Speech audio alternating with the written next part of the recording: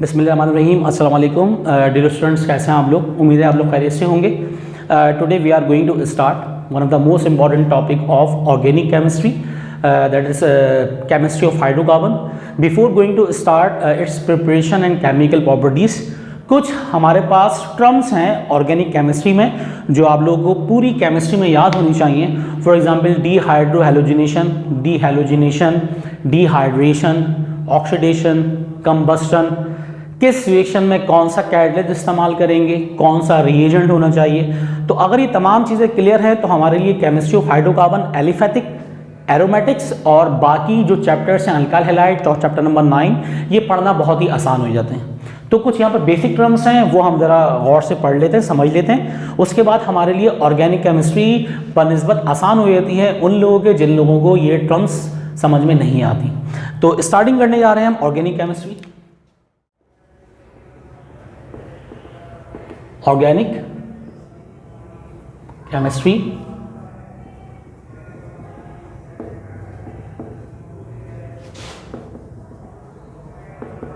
Terminologies. तो कौन कौन सी टर्म्स क्या क्या इस्तेमाल की जाती हैं ऑर्गेनिक केमिस्ट्री में। नंबर 1 फॉर एग्जांपल हम लोग स्टार्ट करते हैं। अगर हम बात करें पहली बात रिडक्शन। ऑर्गेनिक केमिस्ट्री में रिडक्शन का मतलब क्या होता है? Addition of hydrogen, addition of hydrogen. अच्छा, हाइड्रोजन हम मॉलिक्यूलर ऑर्डिनरी मॉलिक्यूलर हाइड्रोजन भी इस्तेमाल कर सकते हैं। अगर ऑर्डिनरी मॉलिक्यूलर हाइड्रोजन इस्तेमाल करेंगे तो यहाँ पे एरो पे प्लाटिनम और हीट लिखेंगे कैटलिस्ट, या फिर अगर नेसेंट हाइड्रोजन इस्तेमाल करेंगे तो हम लिखेंगे जिंक ऑब्लिक HCl डाइल्यूट। ठीक है, जो nascent hydrogen which is produced by the action of dilute acid on metals, तो ये हमें एरो पे लिखना पड़ेगा। तो एडिशन ऑफ हाइड्रोजन ये कहलाती है रिडक्शन, भले से एडिशन ऑफ हाइड्रोजन हो रही हो अल्काइल हैलाइड के अंदर या किसी भी कंपाउंड में। तो फर्स्ट ऑफ ऑल हो गया रिडक्शन, या सिंपल रिमूवल ऑफ ऑक्सीजन भी होता है। ठीक है, तो फर्स्ट हम हो गई रिडक्शन जो हम इस्तेमाल करेंगे केमिस्ट्री ऑफ हाइड्रोकार्बन में। सेकेंड डीहाइड्रोहैलोजिनेशन। ठीक है, नाम तो जाहिर है डीहाइड्रोहैलोजिनेशन। डी का मतलब क्या होता है? Removal. D means removal, dehydro removal of hydrogen, dehalogenation removal of halogen. Dehydrohalogenation removal of hydrogen and halogen. यहां पर हमारे पास जब भी याद रखिएगा डीहाइड्रोहैलोजिनेशन का वर्ड इस्तेमाल किया जाएगा तो हम लोग यूज करेंगे KOH, potassium hydroxide alcoholic, KOH alcoholic इस्तेमाल करेंगे। और अगर मैं इसकी एग्जांपल दे दूं तो यहां पर होता क्या है? डीहाइड्रोहैलोजिनेशन में फॉर एग्जांपल हमारे पास इथाइल क्लोराइड है, CH3 CH2 Cl। तो एक होगा अल्फा कार्बन, एक होगा बीटा कार्बन। तो अल्फा कार्बन से रिमूवल होगी फंक्शनल ग्रुप की और बीटा कार्बन से रिमूवल होगी हाइड्रोजन की। फंक्शनल ग्रुप कौन है? क्लोरीन, तो इसको कह रहे हैं डीहाइड्रोहैलोजिनेशन। क्लोरीन भी हो सकता है, ब्रोमीन भी और आयोडीन भी।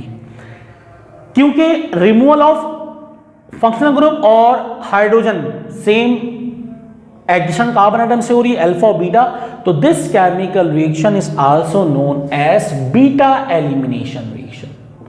Beta elimination reaction. It is also important with respect to multiple choice question के such type of reaction in which halogen atom remove from alpha carbon and hydrogen remove from beta carbon. This type of reaction is called beta elimination reaction or dehydrohalogenation. Now move towards third reaction, dehalogenation. D means removal और halogen removal of halogen. तो removal of halogen from any compound is called dehalogenation. और हमेशा dehalogenation के लिए हम इस्तेमाल करेंगे zinc dust form में। जिंक को डस्ट फॉर्म में क्यों? जिंक में एबिलिटी होती है कि वो हैलोजन एटम को एब्जॉर्ब कर लेता है, बनाता है ZnX2, ZnCl2, ZnBr2, ZnI2। और डस्ट फॉर्म में to increase rate of reaction और टू इंक्रीज सरफेस एरिया। ठीक है, रिएक्शन को तेज करने के लिए, सरफेस एरिया को इंक्रीज करने के लिए, रेट ऑफ रिएक्शन को बढ़ाने के लिए हम जिंक को इस्तेमाल करते हैं डस्ट फॉर्म में। क्लियर। नेक्स्ट अगर बात करें dehydration, fourth one is dehydration. वही बात है यहां पर, डी का मतलब रिमूवल और हाइड्रेशन रिमूवल ऑफ वाटर, तो dehydration means removal of water molecule. Dehydration के बहुत सारे मेथड है हमारी केमिस्ट्री ऑफ हाइड्रोकार्बन के लिहाज से। First, by using dehydrating agent, हम डिहाइड्रेटिंग एजेंट के तौर पे H2SO4 सल्फ्यूरिक एसिड भी इस्तेमाल करते हैं। तो sulphuric acid is called dehydrating agent which has ability to absorb moisture from any compound, so it is known as dehydrating agent. इसके अलावा हम कैटलिस्ट भी इस्तेमाल कर सकते हैं, Al2O3 और H3PO4 का मिक्सचर। तो यहां पे टेम्परेचर होगा 350 डिग्री सेल्सियस, या फिर हम अगर खाली Al2O3 एल्यूमिना इस्तेमाल कर रहे हैं तो यहां पर, बल्कि यहां पे टेम्परेचर होगा 250, और अगर एक ही कैटलिस्ट है तो यहां पे टेम्परेचर होगा 350 डिग्री सेल्सियस। इन तीनों का काम सेम है। तीनों क्या करेंगे, रिमूव कर देंगे water molecule from any compound, क्योंकि केमिस्ट्री ऑफ हाइड्रोकार्बन के अंदर जो रिएक्शन पढ़ेंगे हम लोग, उन रिएक्शन में अल्कीन, अल्काइल हैलाइड से रिमूवल होगी वाटर मॉलिक्यूल की, अल्कोहल से रिमूवल होगी वाटर मॉलिक्यूल की, तो अल्कीन की फॉर्मेशन होती है। वहां पर dehydrating agent H2SO4 sulphuric acid भी इस्तेमाल कर सकते हैं। देन एल्यूमिना और H3PO4 at about 250 degree Celsius temperature, ये भी इस्तेमाल कर सकते हैं, या फिर just alumina at about 350 degree Celsius temperature, ये भी इस्तेमाल कर सकते हैं। तीनों में, तीनों रिएक्शन के अंदर जो प्रोडक्ट और रिएक्टेंट होगा वो सेम होगा। इसका मतलब तीनों में क्या होगी, removal of water molecule, that is dehydration अगर होगी। तो ये तो टर्म्स आप लोगों के समझ में आ गई होंगी। अब आगे की तरफ मूव करते हैं। फॉर एग्जाम्पल किसी भी ऑर्गेनिक कंपाउंड के लिए हम बात करें ऑक्सीडेशन या कंबस्शन, ठीक है, तो पहले देख लेते हैं। तो ये हो गया फोर्थ रिएक्शन, ये फिफ्थ।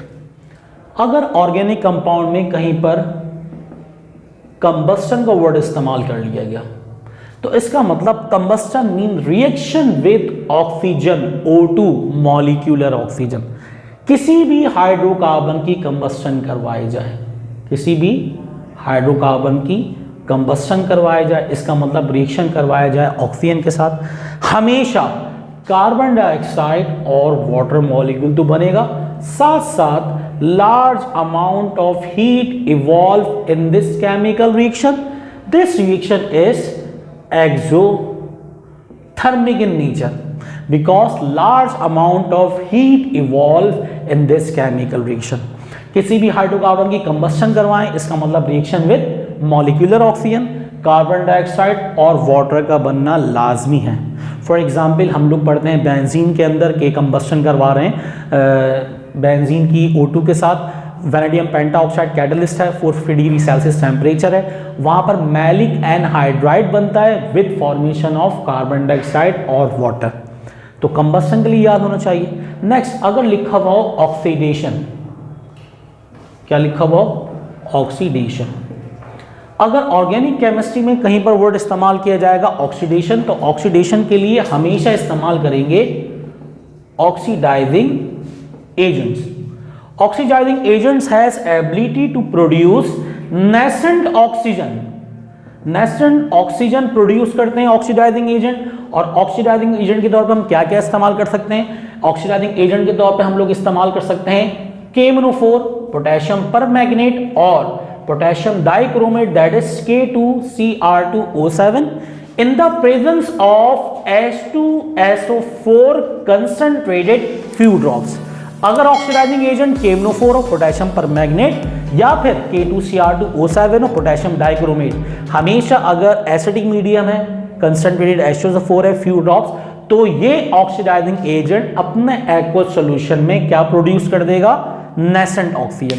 तो ये हमने भी टर्म्स पढ़ ली। अब कुछ जनरल रिएक्शंस देख लेते हैं कि किस तरीके से यहां पर ऑर्गेनिक केमिस्ट्री में, फॉर एग्जांपल अल्काइन से आइन से ईन, ईन से एन किस तरह बनेगा, ओल से आल से ओइक एसिड किस तरीके से बनेगा।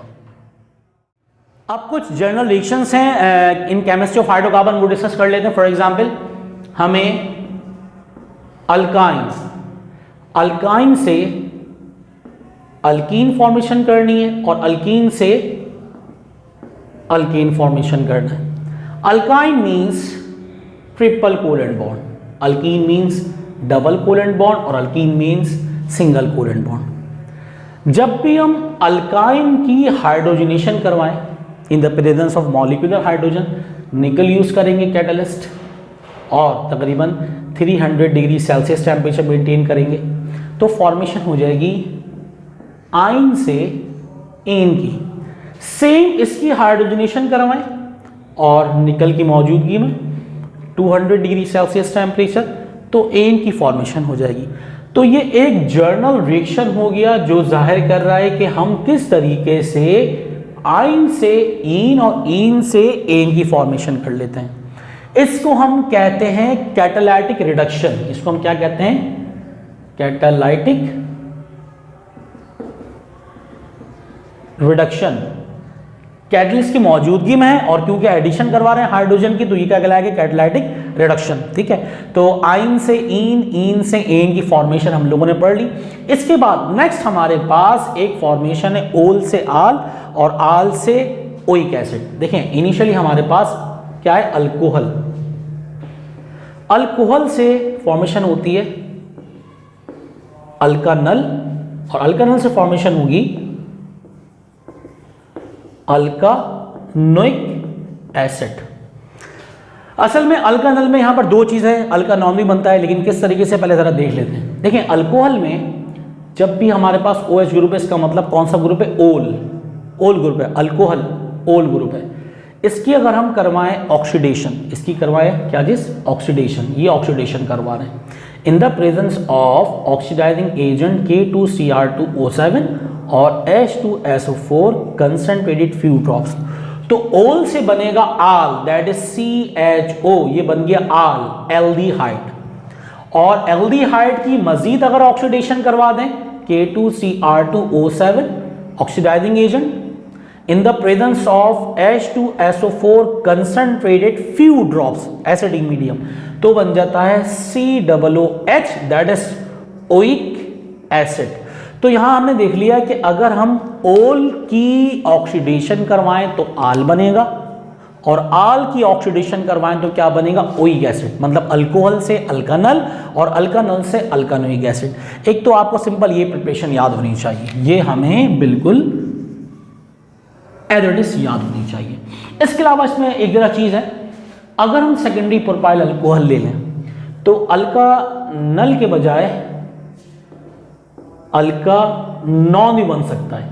इसका मतलब अल्कानॉन, फॉर एग्जांपल कीटोन की फॉर्मेशन करनी हो तो कीटोन के लिए सिंपल क्या होगा? आल के साथ साथ CO कीटोनिक ग्रुप भी बन सकता है, ओल भी। डिपेंड कर रहा है हम अल्कोहल कौन सा ले रहे हैं। ये सिर्फ किसके लिए? Isopropyl alcohol. अगर हम आइसोप्रोपाइल अल्कोहल की ऑक्सीडेशन करेंगे तो हमें एसीटोन या क्या मिलेगा? कीटोन। ठीक है, अच्छा उसके बाद सिंपल रिएक्शन वही है, ऑक्सीडेशन के बाद अल्कानोइक एसिड बनेगा। फॉरवर्ड में अगर ऑक्सीडेशन करवाएं, तो ओल से आल से ओइक, ये ऑक्सीडेशन करवाएं, ओल से आल से ओइक। और अगर हम बैकवर्ड रिडक्शन करवा दें, इसका मतलब ओइक की रिडक्शन करवा दें, रिमूवल ऑफ ऑक्सीजन कर दें या एडिशन ऑफ हाइड्रोजन कर दें, इसमें एडिशन करवा दें हाइड्रोजन की, तो इसकी क्या होगी? रिडक्शन। तो ओइक एसिड की रिडक्शन से हासिल होगा आल, अल्कानल, ठीक है, एल्डिहाइड। और एल्डिहाइड की मजीद रिडक्शन से, इसकी मजीद अगर रिडक्शन करवा दें, एडिशन करवा दें हाइड्रोजन की या रिमूवल हो जाए किसकी? ऑक्सीजन की, तो इसकी रिडक्शन से क्या हासिल होगा? हमारे पास अल्कानॉल अल्कोहल। तो फॉरवर्ड रिएक्शन में ऑक्सीडेशन करवाएंगे तो अल्कोहल से एल्डिहाइड, एल्डिहाइड से कार्बोक्सिलिक एसिड।